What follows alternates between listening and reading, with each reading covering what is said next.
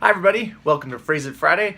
I'm Alex, the founder and developer of Phrase It, the English language card game that helps you accelerate your learning and improve your English skills to go from here to here. This week for Phrase It Friday, our two phrasal verbs are check up on and come up with. So in English, when we say check up on, what does that mean? Well, to check, we learned before, like check out or check in. We do that at the grocery store or maybe a hotel. But to check up on has a different definition. Check up on means to observe or find out or discover or see how something is happening. So really, to check up on something is to see and observe and discover what's going on. So an example might be, the kids are a little too quiet. Maybe I should check up on them to see if they're okay. Or maybe you have a friend who is, you know they were sick or something, so you might say, oh, I might give them a call. I might call them up. Another phrasal verb you might see in one of my other videos, call up. And I'm going to check up on them. So you'll see and observe, how are they doing? How's my sick friend doing?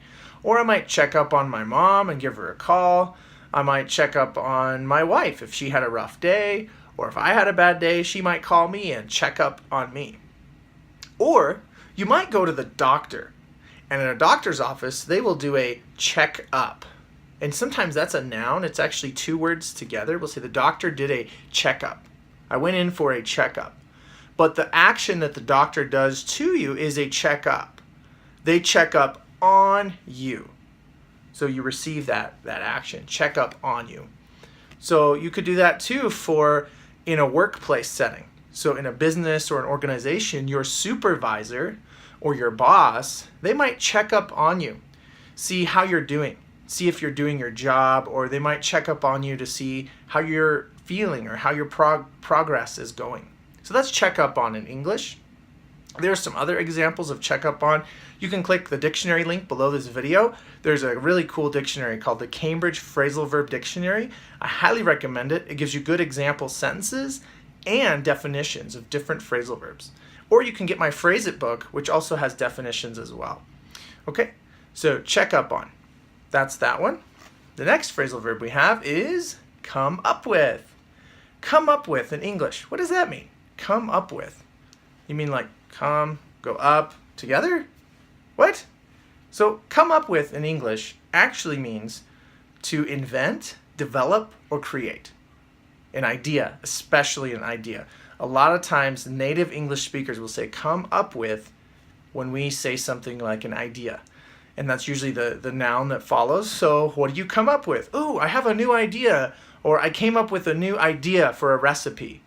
You might come up with like cooking. You come up with a recipe. Or in business or at work, you come up with a new creative idea.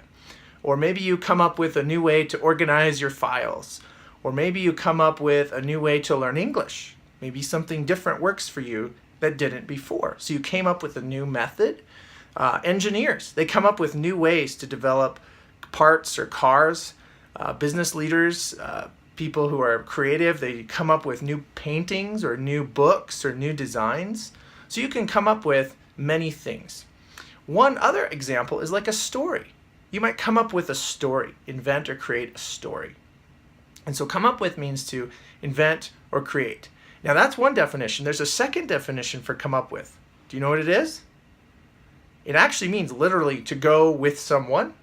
So we might say, oh, I'm visiting my parents in the mountains, but my wife and children will come up with me. So we'll actually use it in a literal way. They're coming up physically up the mountain to visit the family. So we might use it that way in English, but often we use it with invent or create. But it means come up with. Okay, so those are our phrasal verbs. Let's practice them in the present and the past tense. Are you ready? Listen and repeat. Check up on. Check up on. Now the past tense is checked up on. Checked up on. And this CK with a present tense or a regular verb, ed ending in K, your ed is going to be t. It's not going to be checked. Do not say checked in English. Say checked. It has a T pronunciation even though you may see the ED. So let's practice that 2 more times. Checked up on. Checked up on. Okay, this one, come up with. Come up with. Now this is an irregular verb. So do you know the past tense for come? Came. Came up with. So let's say that again. Came up with. Came up with. Great practice. Those are your 2 phrasal verbs for Phrase It Friday. If you want to get my cards to practice your phrasal verbs at home and with friends or as a fun game, click the link below. You can get my Phrase It book and cards. Also, I have a very special announcement today to tell you. I just launched my English on the Street course. It has 8 full lessons, over 60 videos that you can learn English just like native speakers. I show and walk you through different slides, and you can follow along on my computer with me, and I teach you how do native speakers use these phrasal verbs or other examples.